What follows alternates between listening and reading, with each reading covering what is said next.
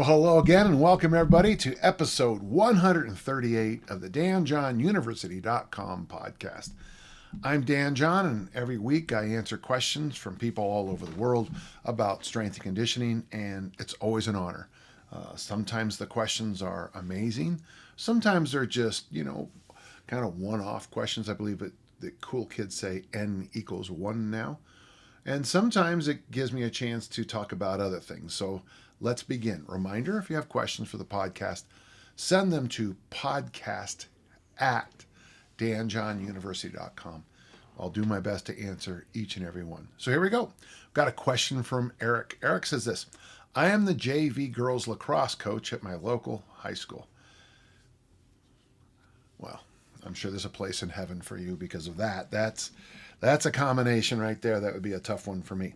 We are starting our season next week. That's a little late to ask, but let's get going. And because of various factors, I won't be able to get my girls into the weight room during the season, which is probably just fine at that particular level.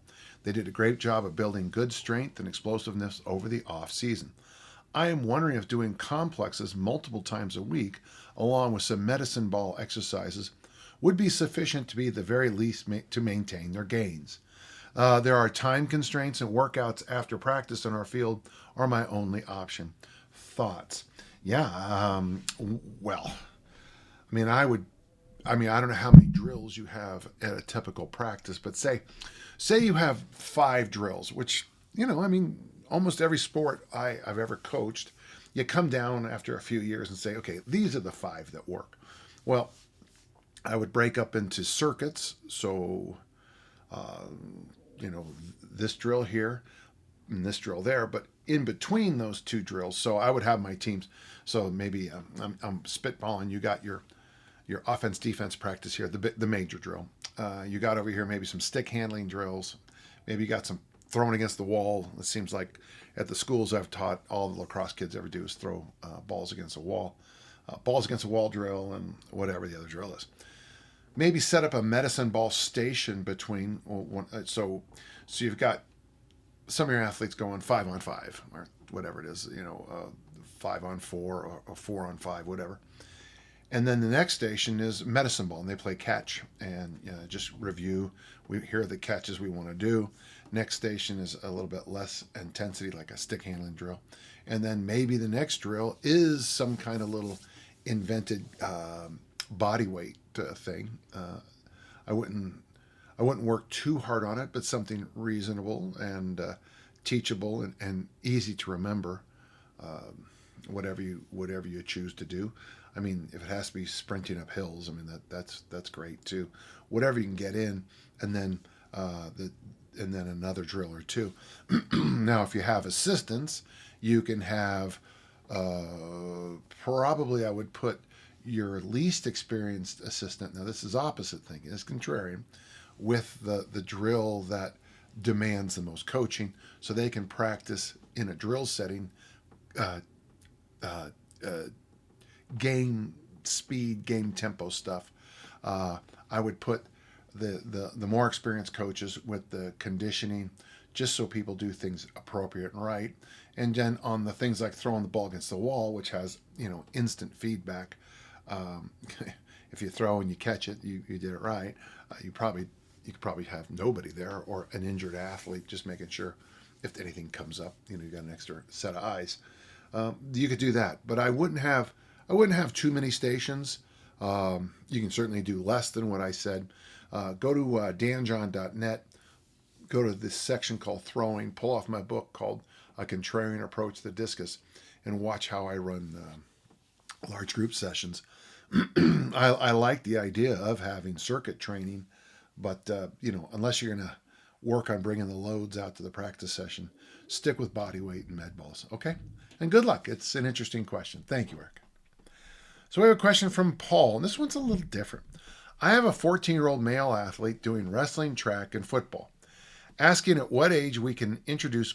Now, you say creatinine here, which is different than creatine, and I don't know anything about creatinine, into his diet. He's just wanting to lift and improve his strength. Well, I'm not a fan, obviously, of creatine. It's fine. If you're a responder to creatine, you respond. If not, You don't want to sit next to them in class because they get the farts. Um, I I'm not a big fan of over supplementing a 14-year-old, only because puberty is mild and sleep, sleep, eating protein at every meal, sleep, and nature are going to do a lot more than 5 sets of 2 versus 5 sets of 3. Uh, I would just, if you're doing this, for wrestling, it's going to be a deterrent. It's going to be not helpful because body weight's going to keep moving up in classes. Depending on the weight at the event in track and field, it might help or might not help. It depends. Some people get cramps when they do creatine. It was a big issue when it first came out. I don't know how they changed it, but it was a big deal. Mostly like hamstring cramps, but most people increase their bench and squat on creatine, but that's because they went up. I guess creatine helps you hold body water. But if you put on a lot of mass on your pecs and deltoids, your bench is going to go up because of the range of motion is different, and there's more of a bounce pad there. But for football, generally, I've had a lot of people tell me it's really quite good for a lot of their football players. Again, the warning on cramps, though, I would also be very concerned if the boy was on any kind of. I'm not qualified to talk about this, but I understand that a lot of teenage boys now are on drugs for ADHD. The downside of these drugs is that basically they're in the amphetamine family. Of course, that's always forgotten to discuss. But combining some of the drugs that the boys take for their focus changes the rules about heat stroke and what's sunstroke. If those are different anymore, I don't. Heat exhaustion. I remember we used to have to memorize heat exhaustion, sunstroke, and heat stroke, and like they were different. Now, as I've been told, they're all basically in the same little family of things now. Though obviously severe sunburns is another category we should throw in there too. So, if your athletes are on these kinds of medically diagnosed and prescribed pills, not the other way to get things, you really have to think through creatine a little bit, just because of the maybe the issues of cramping. Anytime, Paul, you think about adding something, you always fall into a little matrix. All of a sudden, a spreadsheet, an algorithm. Okay, so if you press this button, this happens. If you press this button, this happens. And if you press both buttons, we don't know. We haven't tried it yet. So, I'm not a big fan of experiments of one. Just, I would say, be a little conservative, a little more conservative than you think. Maybe I would even consider waiting on it. I would have a frank and open discussion with the parents involved and maybe any other coaches, and then monitor it. And I'm not. This isn't like they're playing with atomic devices or anything, but yet at the same time, you don't want to. You certainly don't want the heat stroke family. That's something you don't want, or the rhabdo stuff. That's what you don't want. But you also don't want a hamstring pull. And trust me, if he was anything like me, just wait a couple of years and he blows up. Yeah. Got a question from Davis. Do you have any training recommendations for lateral movement? Davis, no, I don't. I do. No, I'm not a believer in lateral movements. Back in the 70s, when this stuff first came up, there was a lot of really influential, smart, what we call them strength coaches now, but then where they were just smart gym guys, and some other coaches that just said, lateral training is something it's it's simply practice, and the more you practice something, the better. Certainly, we can improve things. Like the number one thing for lateral would be a quiet head. Don't let them do this when they do lateral movements. The head should be literally just like if you had some magic kind of motion picture camera, you'd be able to videotape the entire thing, and the head would never lose that quietness, instead of being like this. Uh, Certainly, I watch when they do these combines and they have them do all these drills, and the way you get better at those drills is by practicing the drills. But does that really carry over to the field of play? I don't know. Beyond the squat, deadlift, the Olympic lifts, and agility drills, would there be anything else that comes to mind? I'm interested in training for the lateral sliding you see on the defensive end in basketball. Yeah, I would first go talk to a really strong defensive minded coach, and find out, because to me, defense is, when I played like American football, my concept was, I think I was good on defense because I had a good understanding of the team concept. So I knew I didn't have to, so I would see certain things happen and trust that Paul or Frank back behind me were going to take care of that. Um, Rich was the defensive tackle who would go to the same side as me, and I knew that Rich was going to, he was a big, strong kid. I knew he was going to, do certain things. So number one is make sure you have a good concept of what you want to do in your team defense. If you understand the concept, the individual one-on-one matchups becomes easier because you don't have to worry about that because you have help, and help is huge. As for the footwork, I think simply practicing the footwork would be key.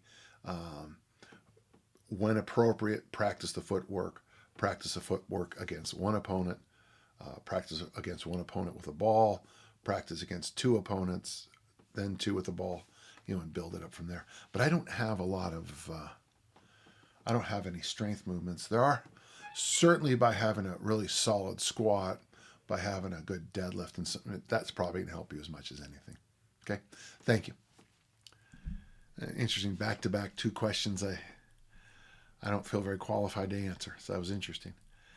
Matthew writes us, I agree wholeheartedly with your advice on protein, veggies, and water, and I've had some recent success stripping back my diet to these basic elements as part of my Lenten commitment. Well, good. That's interesting. However, I just can't quit nicking. Oh, you must be British. The odd pint of full-fat milk 2 or 3 times a week before bed. I drink it rather than drinking alcohol or eating desserts of any kind, and I have continued to drop weight from 94 kg to 89 since Pancake Day. I don't see milk much talked about these days beyond the horrible Go Mad gallon of milk a day diet. So I'd like to ask you what you think of milk as a lifter's nutrition, and do you have any advice for the highly lactose tolerant? Now, okay, if you meant intolerant, then I don't. I mean, yeah, if you're intolerant of lactose, I guess there's pills and I guess there's stuff you can add, but the best advice is don't drink it. For highly tolerant, like me, I'm highly tolerant, I would just slide us back to one of the most interesting people in history. This is my good friend Clarence Bass. This is his first book, Ripped. This is Ripped 3, Ripped 2's in the other room. The other books are in the other room. I'm just reread. Actually, it's interesting. Right now. I'm rereading 2. I reread these 2, and now I'm rereading 2. And one thing, Clarence is perfectly clear. Now, he's a bodybuilder who's trying to get your body fat down to 2.4% body fat. That is just, and it was water weighed, so there's some truth to it, and he looks it. He has no issues with fat, full fat milk. In Ripped, he has a couple recipes where he drinks it every night he turns it into a homemade chocolate shake. I think he adds saccharin to it, which is an older sugar substitute. I'm sure there's better stuff now. Of course, he did that in '77, so things have changed. And then I think he adds a chocolate or something like that to give himself a nightly chocolate malt. So no, if your calories are on, you should be okay. I know that milk got a bad rap a while ago. And it is true, certain people are lactose intolerant, but it's just like gluten intolerance. It comes in such a spectrum. There's one of the people I work with. Gosh, if you you rub a piece of bread here, they're sick for days. My friend Mike Warren Brown has a buddy who he's one bite from being diarrhea and vomiting for days, one taste of gluten. And then there's more people like in my case, it's not that I don't think I'm gluten intolerant, but I certainly notice some of the bad stuff when I do gluten. But it's not like I can't eat bread. But if I do start really pounding down certain kinds of bread, especially over a while, I see the difference. And the old joke is, you don't want to spot me when I'm eating a lot of bread. On the milk side, there's going to be a whole bunch, and it's funny. I can't wait to find out I'm going to see down below, because the psychopaths always come out when we talk about milk and wheat and lunges and burpees. Seriously, man, before you post, get a life. But if milk doesn't bother you and you find it satiating and keeps you from doing other really high concentrated calorie stuff, my blessings go with you. And I know someone's going to, we shouldn't be drinking the milk of other mammals. And okay. And the other day I was talking to the dandelions in front of my house, and I said, you shouldn't be in my grassy lawn. So I certainly say that many of us got away from milk when the numbers came out in the 70s about how so many people had gluten and lactose issues. But I think a lot of that stuff, I remember reading it, but I don't remember what kind of studies they were. I don't remember if they were check marks. Yeah, bread bothers me, milk bothers me, or actual studies. So you always got to be careful about that kind of thing. I'm just reading a study right now about 12 people who had 12 people had this thing happen to them, and a limb versus limb study. And they found that one limb, when they did this one thing, got stronger than the other limb. And my thought was, it's 12 people. It's 12 people. It's 12 people. I mean, if you had 1,000 people and 500, 400 did this, 400 this, 200 did that, then you'd have some numbers to play around with. But so for me, I just have to do this a little bit. If you like milk, my body likes milk until it doesn't. So that's how I deal with it. I mean, I can certainly have a glass of milk right now, but if I was to drink a gallon, I get those weird cyst acne, the ones that almost look like weeping mosquito bites. That's attractive, isn't it? All right, well, I hope that helped. Thank you. Okay, we got a question from Jeremy. Jeremy says, I was out of the gym for about 6 weeks. When I came back, I dropped my working weight 30% and figured that would be a good way back into the routine I was using before. Squat day was rough but manageable. This will be an interesting thing. And the next day I worked overhead press. On day 3, 2 days after the squat day, it was a struggle to even move. Yeah, that was what we call at Utah State the 2-day lag rule. You're not sore the day after you lift, you're sore 2 days later. And that stuff really punches you in the teeth, yeah.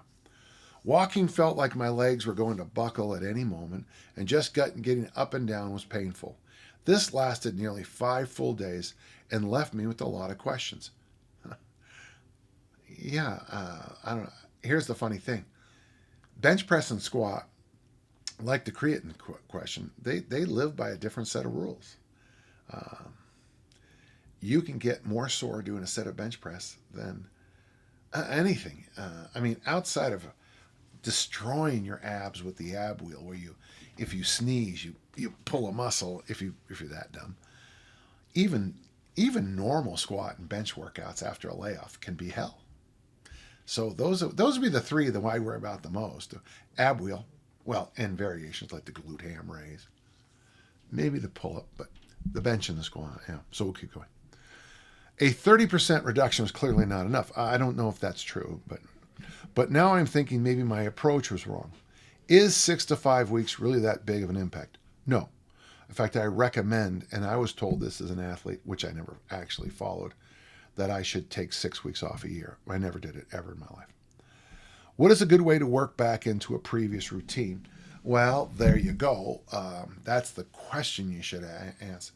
When I come back to a program, I am very gentle with myself for a bit. Like before I do a serious Olympic lifting program, like right now I'm doing the Moldy 21, uh, I will do, I will get in the weight room a week, 2 weeks out and do some real, I mean, add some extra goblet squats in, add some extra snatches and clean and jerks, light weights, just practicing. And I'll do some higher rep front squat. I'll do some higher rep overhead squats so that on day one, I'm not day one with all the enthusiasm and energy, yippee-yi-oh, I'm fine. But day two, I'm able to, not be terribly sore. And the last question, should I have just transitioned to something new and what weight would I start with? I can never tell you what weight to start with. I mean, that's a big depend. I like to have transitions. If I do take some time off to a surgery or something like that, or a long vacation, when I come back very often, I will do general bodybuilding 3 days a week and general mobility for 3 days a week, plus walks until I acclimate. That's 2 to 3 weeks. And that's what I'd recommend for a high level athlete too. 4 to 6 weeks off, 2 weeks of just getting back in the gym, getting stuff moving in the right directions again. Tim Anderson, it feels good to feel good. You want to feel good. And then from there, begin to program and try to get back to a program. This will also give you one chance here, Jeremy, just an idea. It'll also give you a chance to look at the shortcomings of your old program too. So that's a boon also. I hope that helped. Thank you. Okay, Nathan, I'm 43 years old and have never been consistently active and got up to 300 pounds at a height of 6'4". Last year I started rucking, good, and did some 5x5 training and lost 40 pounds. Okay, but got sidelined by severe plantar fasciitis. Oh, that's a tough one. I feel like a nail's going through your heel. And the busyness of life. In the meantime, I've gained 20 pounds back, and I'm plagued with little aches and pains all over. I'm trying to get started back and trying to decide where to start. I'm interested in both easy strength and simple and sinister. Again, if you're interested in simple and sinister, go to the forums that discuss that. Which would be best? Easy strength. Thanks for your question, Nathan. Oh, you want more? And then he says, would you recommend something else altogether? And of course, if this is airplane, should you recommend something else altogether? Yeah, easy strength for fat loss. Look it up. I've got a YouTube video on it, but you can also just go to Dan John University and follow it. Basically, I'm going to ask you to do 4 or 5 lifts a day and instantly walk out the door for half an hour to 45 minutes. This is the program I used to go from 251 pounds to 218. It was pretty simple. I did back off on things like booze, and I did increase my sleep, so maybe I'm cheating, but it sure worked for me. Easy strength for fat loss. I would stop rucking until that plantar fasciitis comes around, but I would recommend heavy hands. At your weight, you probably need 5 pounds per hand, but 3 is fine too. Hope that helped. Thank you. Eli asks a question. I have a strongman competition coming up in about 12 weeks, and one of the events is weight over the bar. What movements would you recommend to train for the event? I have no throwing experience. Okay, so no throwing experience. Okay, there's weight over the bar. You got to go throw more. And do not have a good command of the Olympic lifts, if that matters. Well, I mean, I always thought the snatch, especially the clean grip snatch, was really good for the weight over bar. Kettlebell snatches are very good for weight over the bar because basically if you're doing that, and that would be, this is, a lot of people got on me years ago because I supported Kenneth J's Viking warrior conditioning, 15 seconds, you would snatch with the left hand for 7 reps, 15 seconds rest, 15 seconds right hand for 7 reps, 15 seconds left. And you do that about 8 minutes. At the end of 8 minutes, you're well over 100 reps in the snatch. But I thought it was really good for the weight over the bar in the Highland Games. So you have to know how to kettlebell snatch. Of course, the follow-up is going to be, can I use a dumbbell? I would just always be careful with the dumbbell snatching. Make sure you're hinging as you start, not dead hanging. And I would try to get the shortest dumbbells you can, because if you have a dumbbell with the weights here and those long things, you catch your inner thigh with a piece of metal at the speed, it's going to hurt a lot. And but I think try the kettlebell snatch, dumbbell snatch, if appropriate. I'd love to see you learn the Olympic lifts, and do your best to practice the event. You can also practice the event with a medicine ball. Now, the thing is, people are going to think you need a 50-pound medicine ball. I think it's fine to use a 4-pound so that you go really fast and practice hitting it as high as you can. Okay? Sorry if this doesn't help you within the 12 weeks. Just pick up on it when you do get it. Sometimes these come out a little bit later, but that's a good question, Eli. And good luck, and let me know how it goes. Thank you. We have a question from Garrett. I coach middle school boys basketball. Yeah. Dan, would you rather be put in a pit buried with poisonous snakes or coach middle school boys basketball? Hold on, let me think. How many poisonous snakes? I am wondering what would be a few exercises for me to have my players do that would give them the biggest bang for their buck, maybe before or after practice. Their PE coach already has them on a weight training program consisting of bench press, cleans, deadlifts, and pull-ups. Yeah, I would just add military press. That's a good program. That's a good foundational program. Man, that's maybe some farmer walks. That's good. I've already started having them do goblet squats. After I started goblet squatting at the age of 30, I was able to get lower in a defensive stance that I could in high school. Sure. Therefore, based on my own experience, I believe goblet squats are essential to unlocking the hips. Okay. So he then lists the kettlebells he has. So not enough for the entire team to use at one time, and most of them couldn't use anything above the 16 for farm walks. I also have jump ropes and resistant bands. Aside from the goblet squat, what other exercises might you recommend? Well, I like what you said. Let them do their bench, their cleans, their deadlifts, and their pull-ups in that class. I like the idea of goblet squats. I like the idea of loaded carries, and maybe get them doing single arm presses overhead. And on those single arms, have them do the half kneeling position. Half kneeling, this is not bad. So you could probably get yourself into a nice little circuit, and you got 2 16s. That might be heavy for the boys. I don't know how strong they are, but set it up so that you do left hand half kneeling press, pick up a weight and do a suitcase carry to a goblet squat session, pick up a weight, do the opposite hand suitcase, try to work it out. Goblet squat, the right knee down, military press. That's not a bad little combo, and you can make it a circuit of some kind. Yeah, that's not bad. If you can't figure it out, have the guys do suitcase carries and figure eights. Put 2 cones and just have them do figure eights. That's really a good way to do things. One other thing I'd recommend is bear crawls and reverse bear crawls. So bear crawls and reverse bear crawls. Okay. And if you can look up Tim Anderson's work, I mean, I would even think that like what he calls leopard and Spider-Man crawls might be a real boon to you too. Well, that's it. We're out of questions. Well, listen, that was episode 138 of the DanJohnUniversity.com podcast. Reminder, if you have questions, podcast at DanJohnUniversity.com. I'll do my best each and every week to answer every question. And as I always say, until next time, let's all keep on lifting and learning. And I look forward to next week.